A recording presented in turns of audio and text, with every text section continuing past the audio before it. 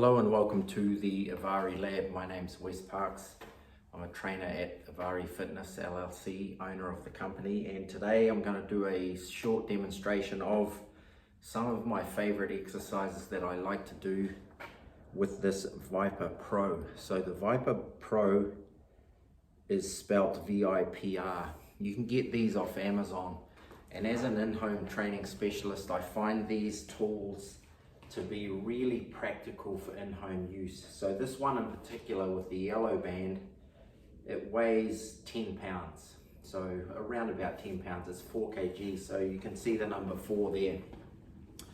That's the weight.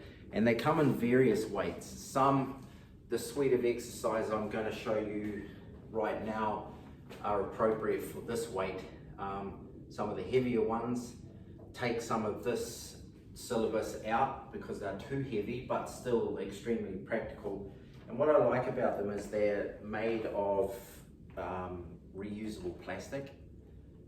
They're small-ish. You can obviously see the diameter, so that's fairly wide, but for me, putting it into my mobile office, my minivan to get around to people's houses, is extremely practical. They're short, they don't mark anything, and they just work in people's homes. The clients I work with are confident with it and happy to have it around in small rooms that they use for exercise within their homes, and it just works. So let me just start by demonstrating what I think are some of my favorite exercises that I use this tool for.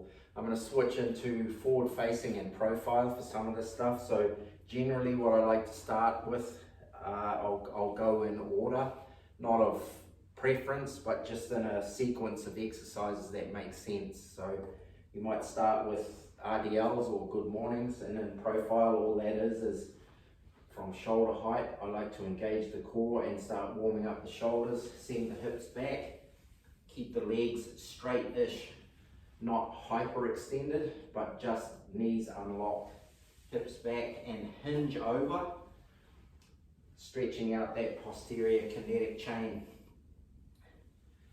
Normally I work with 10 to 12 reps, and what you'll see during the demonstration of this syllabus of exercises, that shoulders get a lot of work. So what I would move to from there is, after about 10-12 reps, into kneeling hip flexor. That's what this looks like in profile. And then I use the pipe in what I would say is a half moon style. So you can see that pipe working that shape above my head. Shoulders are going into extension. But the most important thing I want you to watch for this exercise is what the hips are doing. So they're moving anterior and posterior on the sagittal plane, and you're really trying to target mostly this hip flexor here. When you come back towards this direction, you're hitting this hamstring here. So it's a really great move, and obviously for all of these exercises you're going to hit left and right side with the same number of reps. And what you'll see I'm executing these exercises on is my Inform mat. And what I use this for, you can see these hatch marks on all 3 planes. I use this for detecting and correcting weak side bias or asymmetry, which may be caused from being an industrial athlete and being in a certain shape for what you're executing. For example, a carpenter perhaps that's right-handed with a hammer, they'll demonstrate in some exercises some asymmetry because of that, or old injury may cause it as well. So you can see how, as a trainer, this helps me execute very similar distance in all 3 planes of motion, and I can detect that, see it immediately, and then self-correct it. Another exercise I like to use this pipe for is up arms, down legs. So what that looks like in profile is this. And for so many of these exercises, what I'm trying to achieve is flow between upper and lower body, and that helps with getting mechanics working in sync, the transference of upper and lower body through the core. So that one's up, arms, down, legs, and as you can see, as I said before, your shoulders start to get a lot of reps. I'm going to turn around for this one. This one I really like for the upper back, particularly, even though it's leg centric. So it's overhead squat. I put my hands in the ends of the pipe. So I like to have wide feet and wide hands for this one.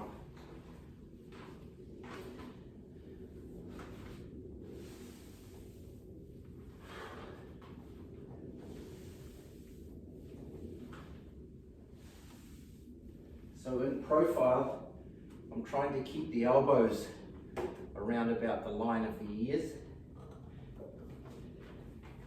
And I find that this one, at this weight, is not so bad, but at higher weights that you can handle well in that shape and that movement, it's really good for posture. It really targets in between those scapula. Now here's a suite of lunges that I really like, and this is where this tool comes into play. You really start to get your shoulders working out. First one, I go long stance, static lunge pulse. So I sit up here and then I just bend both knees and pulse that lunge. So there's elements of mobility, stability and strength in this workout. Strength coming from just the number of reps, and in some cases, like that one, anchoring that pipe at shoulder height, that becomes quite difficult. So that's the lunge pulse, and as I said, about 10 to 12 reps, left and right side. And then I start, once I've done those static ones, I'll go, that's the sagittal plane isometric. Now I'll go frontal plane isometric. Same thing, pipe at shoulder height, and then I'll triple hinge, ankle, knee, and hip on the working side. The stance leg, which is the one that stays in place, foot flat, you're working into the hamstring system here. And I finish that out, so I'll go 10 or 12 to the left. And then once I've completed them, I'll switch over and go 10 or 12 to the right. And as I say in profile, let me show you that concept of the triple hinge. You're trying to keep your spinal angle fairly straight, but you'll see the ankle, knee and hip going into flexion and then extension. And once again, for a lot of these movements, I like to have cues that promote the sense that you're pushing the floor away with the sole of your feet, so that you're connected really well with the mat or the carpet, whatever surface you're working on, through the soles of your feet. And then as we do those sort of warm-up exercises, we can start to get dynamic. And I like to work initially now into the reverse lunge from shoulder height, this way. So this is a more dynamic version, obviously, or a progression from the previously demonstrated kneeling hip flexor. So we do 10 left and 10 right of that one. And you can see, once again, as I emphasize, the amount of work that your deltoid complex is starting to get. So that's the reverse, dynamic reverse lunge from shoulder. And as you step back, you work that pipe up overhead. Now we get to a Gray Institute concept. This exercise in particular really demonstrates it well. Gravity, ground force reaction. So even though this weighs 10 pounds, some of the exercises and the way we execute them, it makes it feel like this is a lot heavier, because you're not keeping it static, you're moving it in space, and the effect of gravity is making it seem heavier really on display here for the forward lunge as we decelerate the pipe and then accelerate it back. So that's what this looks like in profile from overhead. So when we go reverse, we go from shoulder. When we go forward on the sagittal plane, we go from overhead, and we go forward, we decelerate it and we accelerate it back.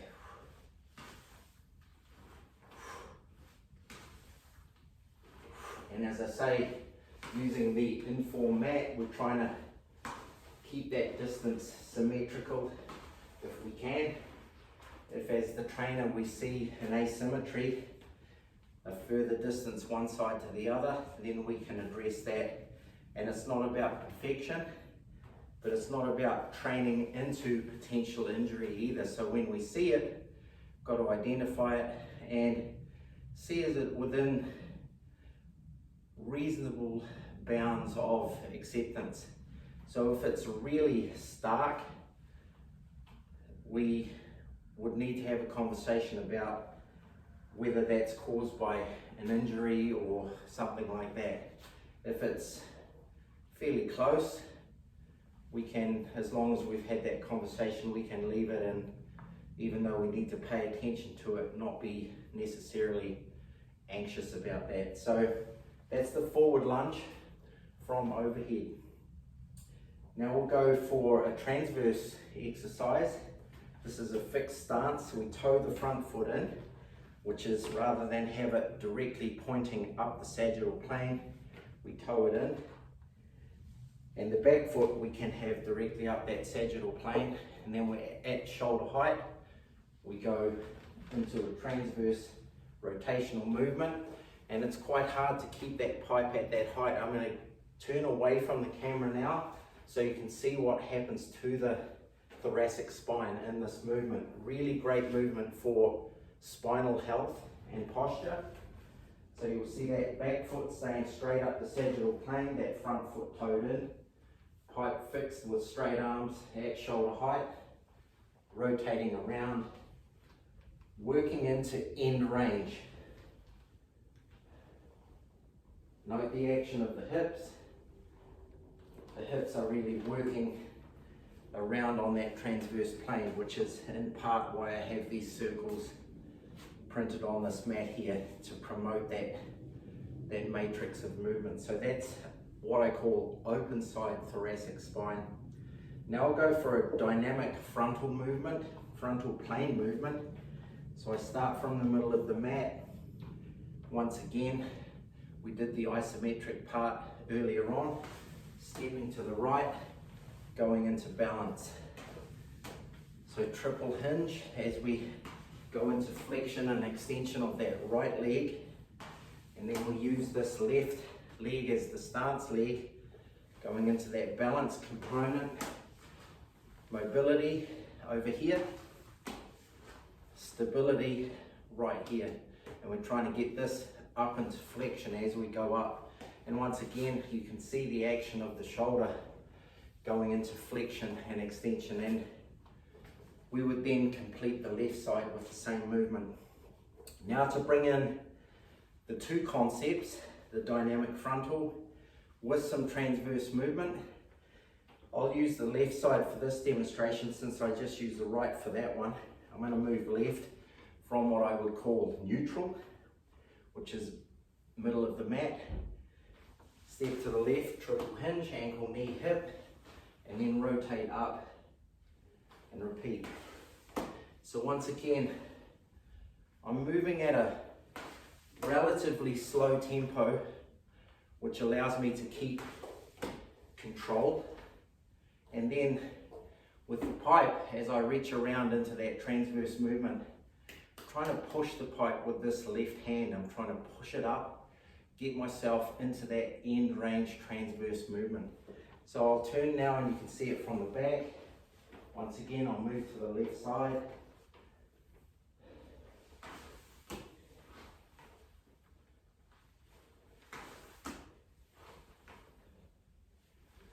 That's a move that I really, really like, that one there. Now I'll go for internal and external hip rotation lunges. So what they look like is from shoulder. I step over here and then I come back up. This is an external hip rotation lunge as demonstrated by me with Gray Institute material, the material I've studied from the Gary Gray Institute that I integrate into almost every workout I do with my clients in home that are after really functional work for the body in terms of mobility, stability and strength. So you can see with that movement, both hips going into external rotation. And again, you'd be symmetrical both sides, complete left, then go right. And also highlight once again now that the numbers of movements that the deltoids have had to conduct are getting up there. So a little bit of fatigue coming in for the shoulder complex. I believe just from the action and what I feel from the movement too, that between the contact with the foot and the way we move the pipe from here to here and then back up, that as we're making those movements, there's some transference from the movement of that weight through the core complex. And certainly I can feel that physically, and my heart rate is elevated a little bit. So they're really important functional movements with a purpose and with some real intent. So now we'll go to internal hip rotation, and I'll go into profile for that. So there's two ways of doing this, in my opinion.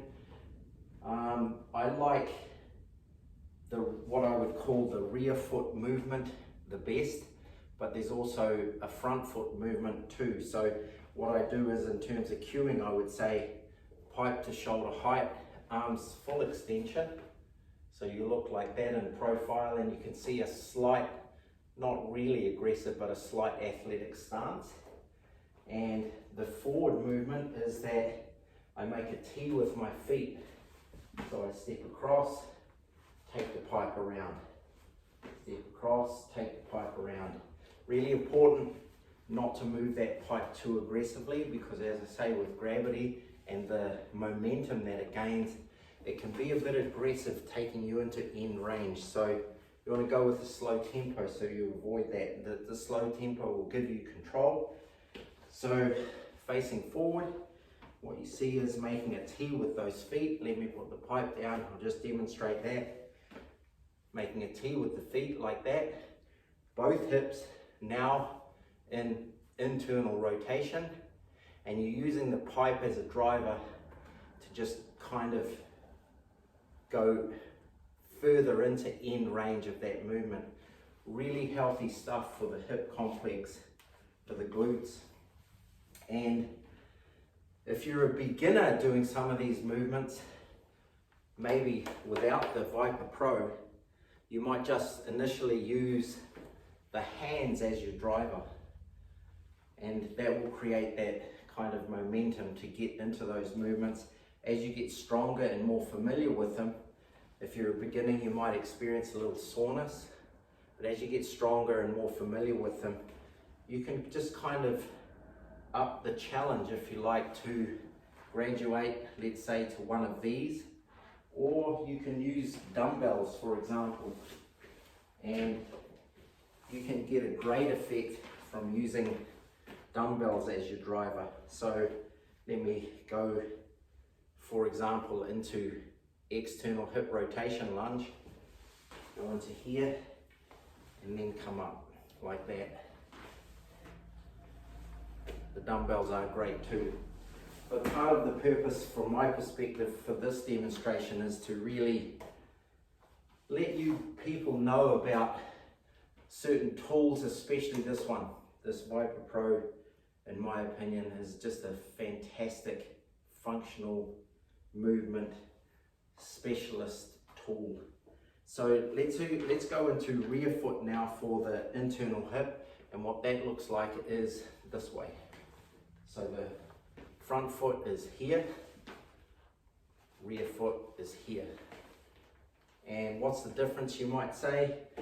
I think you'd have to try it to see, but for me, that rear foot one gets into this front side glute a little more. So without the pipe, if I go here, this glute here on the left side is really getting tagged, and I'm noticing it most there. And as a trainer, what I see a lot is it's different for everybody, even though that target area is quite similar.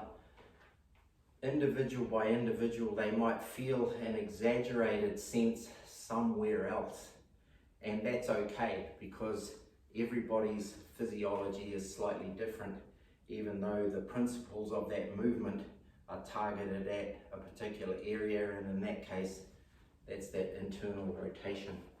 So if you wanted to get a little more dynamic with that, and sometimes I do, you'd want to do a fairly comprehensive warm-up, similar to what I've just demonstrated, as I said, of about anywhere between 6, depending on your conditioning level, your fitness level, to 12 reps.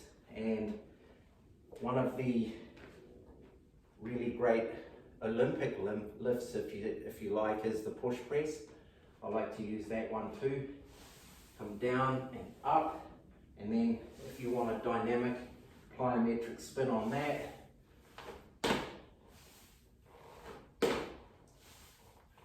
put a little hop into it. So that's about most of the exercises that I would like to cover in this particular session with this.